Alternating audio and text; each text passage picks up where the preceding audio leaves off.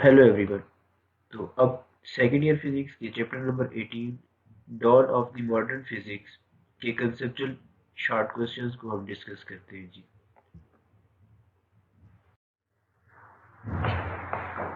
Question number 1, imagine a world in which the speed of light c is equals to 50 meters per second. How would everyday events appear to us? अगर speed of light की value 50 metres पर second होती तो सारे events हमें किस तरह से अपीयर होते? तो स्पीड ऑफ लाइट बेसिकली जी हमारे पास एक कांस्टेंट है, कांस्टेंट इन ए सेंस कि हम अगर इसकी न्यूमेरिकल वैल्यू की बात करें तो मैक्सवेल की जो इक्वेशंस है वो हमारी हेल्प करती है स्पीड ऑफ लाइट कैलकुलेट करने में, और ये इक्वल होती है epsilon not into square root mu not. अब एप्सिलॉन नॉट की आप बात करें तो ये basically permittivity of free space है, और इसकी वैल्यू हमारे पास 8.85 इंटू 10⁻⁻12। और हम इसी तरह म्यू नॉट की बात करें तो हमारे पास इसकी वैल्यू है जी 4 पाई इंटू 10⁻⁻7। अब अगर हमने 50 मीटर्स पर सेकंड सेट करना होता तो हमें म्यू नॉट यानी कि परमिएबिलिटी ऑफ फ्री स्पेस और परमिटिविटी ऑफ फ्री स्पेस को इस तरह से सेट करना पड़ता। इनकी न्यूमेरिकल वैल्यूज कुछ इस तरह से सेट होती कि उसका आंसर हमें 50 मीटर्स पर सेकंड मिलता, ना कि जैसे कि आज हमें पता है ये आंसर है 10 मीटर्स पर सेकंड, 3 इंटू 10⁻8 मीटर्स पर सेकंड। ठीक है जी। इसकी बजाय हमें वो फिर नंबर कुछ 50 मीटर्स पर सेकंड का मिलता। अब परमिटिविटी ऑफ फ्री स्पेस और permeability of free space, permittivity of free space का मतलब ये है कि how easily electric field lines can pass through a certain reasons, और जो परमिएबिलिटी ऑफ फ्री स्पेस है ये हमें फैक्टर ये बताता है कि how easily magnetic field lines can pass through a certain reason.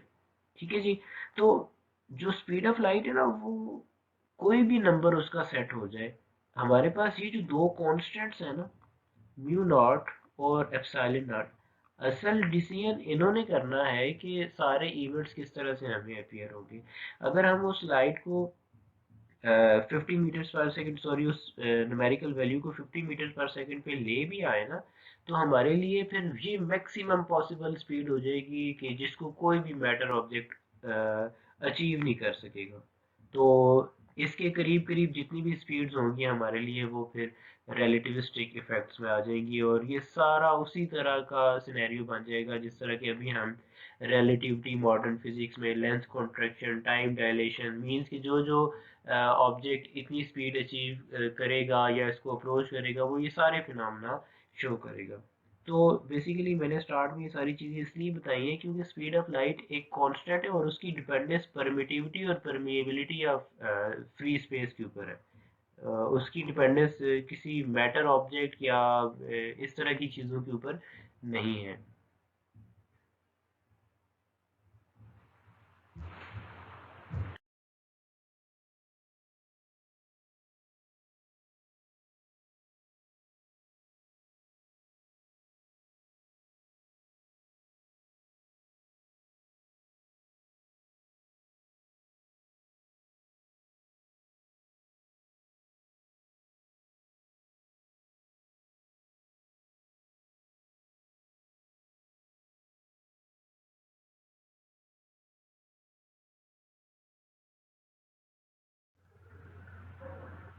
Question number 2, some stars are observed to be reddish and some are blue. Which star have the higher surface temperature? Explain.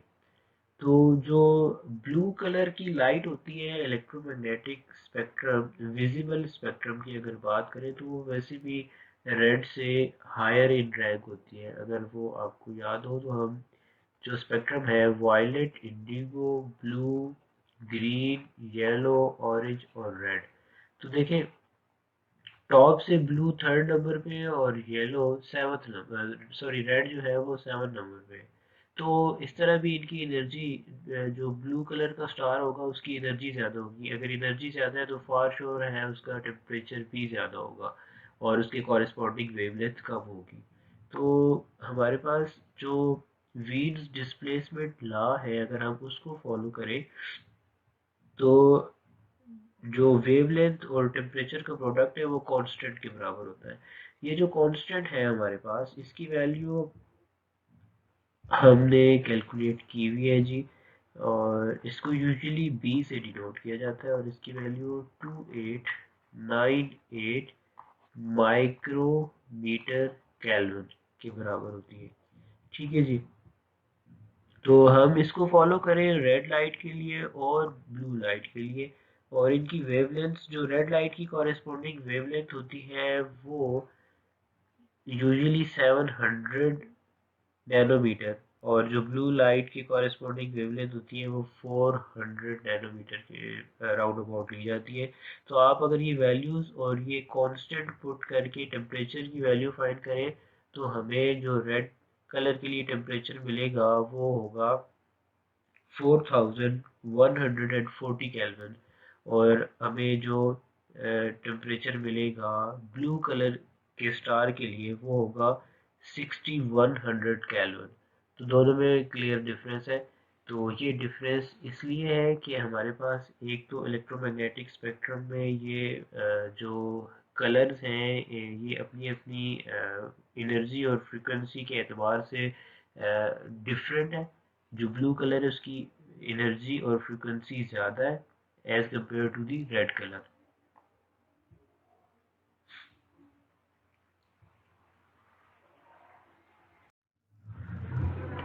Question number three: If photoelectric effect is observed for one metal, can you conclude that the effect will also be observed for another metal under the same conditions?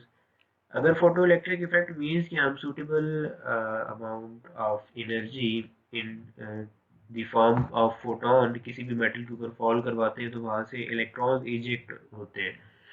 तो क्या ये possible है कि हम यही same phenomena किसी भी metal के साथ करें और हमें वहां से इलेक्ट्रॉन्स की इजेक्शन होती हुई ऑब्जर्व हो और सर्किट के अंदर करंट जो है वो फ्लो करे? तो इसका आंसर है नहीं। हर मेटल की अपनी स्पेसिफिक कैरेक्टरिस्टिक्स होती हैं regarding the absorption of energy. तो हर metal suitable amount of energy absorb करेगी और वो suitable amount of energy vary करेगी मेटल टू मेटल। तो हम ऐसे नहीं कह सकते कि अगर एक मेटल के लिए हमने जिस फ्रीक्वेंसी की लाइट यूज़ की थी वही फ्रीक्वेंसी की लाइट हम किसी और मेटल के लिए भी यूज़ कर सकते हैं, क्योंकि ये जो वर्क फंक्शन होता है मेटल के लिए, वर्क फंक्शन बेसिकली वो अमाउंट ऑफ एनर्जी होती है जो कि रिक्वायर्ड होती है for ejection of electrons from a certain metal.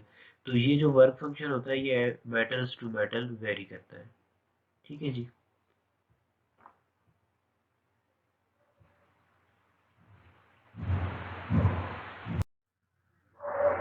Question number 4: Does a light bulb at a temperature of 2500 Kelvin produce a white light as the sun at 6000 Kelvin? तो दोनों जो lights produce हो रही है bulb से और सन से at different temperatures, क्या वो सेम इंटेंसिटी की हैं? तो बिल्कुल भी नहीं है जी। ऐसा टेम्परेचर के ऊपर डिपेंडेंस होती है लाइट की इंटेंसिटी की।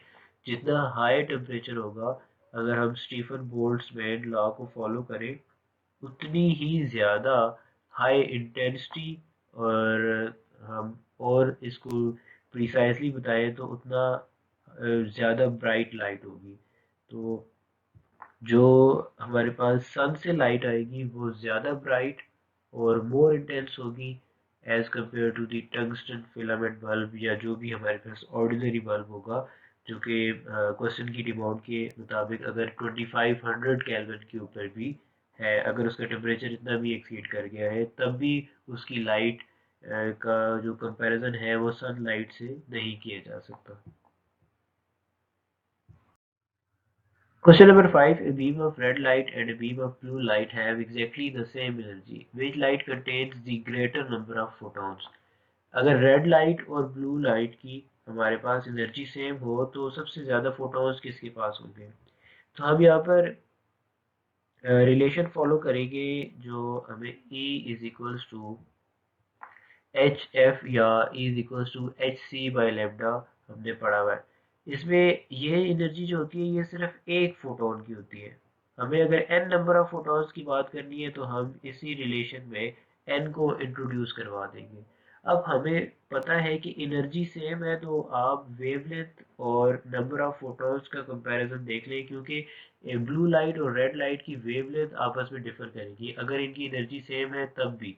तो आपने n नंबर ऑफ फोटॉन्स को एक साइड पे रख लिया, वेवलेंथ और एनर्जी मल्टीप्लाई हो जाएगी और डिवीजन में हमारे पास एच सी आ जाएगा। तो बाकी सारी चीज़ें कांस्टेंट है तो इट मीन्स जो n है वो डायरेक्टली प्रोपोर्शनल है टू द वेवलेंथ। जिस भी लाइट की वेवलेंथ ज़्यादा होगी उसकी जो नंबर ऑफ फोटॉन्स है वो भी ज़्यादा होंगे। तो हमें पता है रेड लाइट की वेवलेंथ ज़्यादा है, hence it will have more number of photons.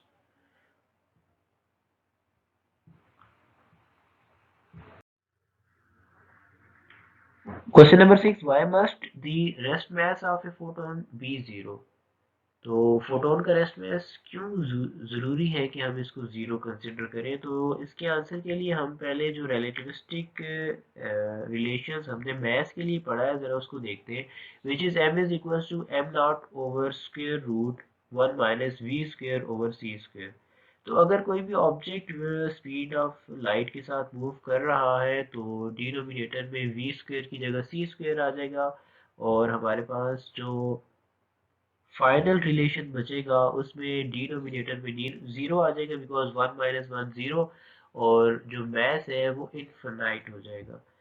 Now अगर आप देखें फोटोन के साथ अगर हम इसका रेस्ट मैथ जीरो नहीं करते तो हमें इसका जो रिलेटिविस्टिक मैथ है वो इनफिनाइट मिलेगा।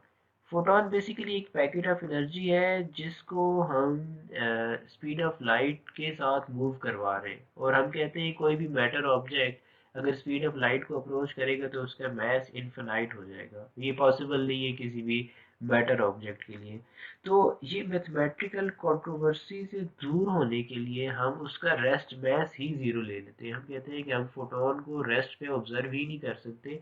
अगर ऑब्जर्व नहीं कर सकते तो उसका मैथ हम ज़ीरो ही ले लेते हैं ताकि उसका इनफिनाइट मैथ हम ना लें, हमें ये मैथमेटिकल कंट्रोवर्सी उसमें डील ही ना करनी पड़े। So that's why we take its rest mass to be zero, क्योंकि ये एक बेसिकली पैकेट ऑफ एनर्जी है तो एनर्जी का कोई मैथ उस सेंस में हम मेजर नहीं कर सकते। ठीक है जी। तो इस वजह से हम इसका रेस्ट मैथ ज़ीरो लेते हैं, हम इसको रेस्ट पे ऑब्जर्व नहीं कर सकते। Question number 7, why don't we observe the Compton's effect with visible light? Compton effect के लिए ज़रूरी है कि ऐसा पैकेट ऑफ एनर्जी यानी कि फोटोन आकर इलेक्ट्रॉन को हिट करे जिस एनर्जी को इलेक्ट्रॉन एब्जॉर्ब ना करे, मीन्स उसके साथ कोलाइड करे, दो पार्टिकल्स कोलिजन हो आपस में और दोनों स्कैटर कर जाए। ठीक है जी। विजिबल लाइट के साथ ये प्रॉब्लम है कि वहाँ ये चांसेस होते हैं कि इलेक्ट्रॉन उस फोटोन को एब्जॉर्ब कर ले और मींस हायर एनर्जी स्टेट्स में चला जाए। तो दैट्स वाई कि हम एक्स रेज यानी कि हाई एनर्जी रे को प्रेफर करते हैं ताकि वो उसके साथ कोलाइड करें और उसको स्कैटर करवा सके इलेक्ट्रॉन को।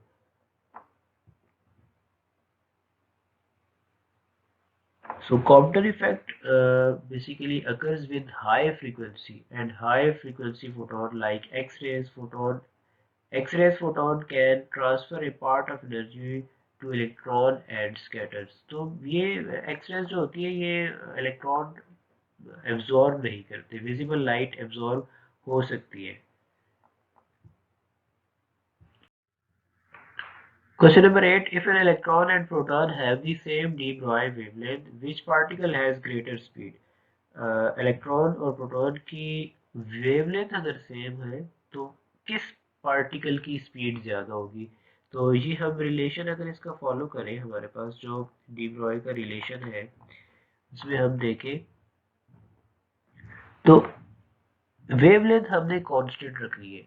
तो वेलोसिटी हमने पता करनी है, तो वेलोसिटी को हम लेफ्ट साइड पे रख लेते हैं, वेवलेंथ को डिनोमिनेटर में ले आए हम। तो एच भी कांस्टेंट, वेवलेंथ भी कांस्टेंट, इट मीन्स कि सिर्फ वेरिएबल है मास, और मास का और वेलोसिटी का रिलेशन यहाँ पर इन्वर्स है। जिस पार्टिकल की का मास ज़्यादा होगा उसकी वेलोसिटी कम होने वाली है, और जिस पार्टिकल का मास कम होगा उसकी वेलोसिटी ज़्यादा होने वाली है। हम जानते हैं कि इलेक्ट्रॉन का मास बहुत कम होता है प्रोटॉन से, तो डेफिनेटली इलेक्ट्रॉन की जो स्पीड है वो बहुत ज़्यादा होगी प्रोटॉन की स्पीड से। Question number 9. An electron and the proton are accelerated from the rest through the same potential difference. Which particle has longer wavelength? अगर पोटेंशियल डिफरेंस सेम हो तो इलेक्ट्रॉन और प्रोटॉन में से किसका किसकी वेवलेंथ है वो ज़्यादा होगी, ये हमें कैलकुलेट करना है। सो हमने वही डी ब्रॉय रिलेशंस यूज़ करना होगा जी वेवलेंथ की कैलकुलेशंस के लिए। पोटेंशियल जितना हम इलेक्ट्रिक पोटेंशियल अप्लाई करेंगे उतनी ही काइनेटिक एनर्जी पार्टिकल्स गेन करेंगे। तो ये relation half M V square is equal to potential multiplied by the charge, ये हमने यूज़ कर लिया। 2 को आप राइट साइड पे मल्टीप्लाई करवा दें और बोथ साइड से आप मैथ को मल्टीप्लाई करें तो हमें ये रिलेशन मिल जाएगा। अब हम अगर दोनों तरफ इसी इक्वेशन की स्क्वायर रूट ले लें तो हमें M V is equal to square root 2m potential difference into the charge मिल जाएगा। नाउ डी ब्रॉय इक्वेशन में आप ये m इंटू वी की वैल्यू पुट कर दें, ठीक है। आपको मिल जाएगा जी lambda is equal to H over square root 2m v into E. याद रखें यहाँ पर ये जो v है ये पोटेंशियल डिफरेंस है। अब हमें पता है कि वेलोसिटी जो पोटेंशियल डिफरेंस है, चार्ज है और जो प्लैंक्स कांस्टेंट है, ये सारी चीज़ें कांस्टेंट है हमारे पास। तो जो वेवलेंथ है वो सिर्फ और सिर्फ मास के साथ वेरी कर रही है। So considering all the other quantities same, wavelength is inversely proportional to the square root of the mass. Therefore, we know that the mass of electron is quite less than the mass of proton. Hence, the wavelength of electron will be much greater than the wavelength of the proton. Question number 10. Why ultraviolet radiation is harmful to skin while the visible light is not? तो जो ultraviolet radiations होती हैं ये visible light से high frequency की radiations होती हैं, और अगर इनकी फ्रीक्वेंसी ज़्यादा है तो it means they are going to have high ionisation power, और हाई आयोनाइजेशन पावर की वजह से जो स्किन सेल्स होते हैं वो डैमेज होने के चांसेस ज़्यादा होते हैं, और स्किन बर्निंग इश्यूज। तो इसी वजह से जो अल्ट्रावायलेट लाइट होती है वो हार्मफुल होती है to the skin as compare to the visible light.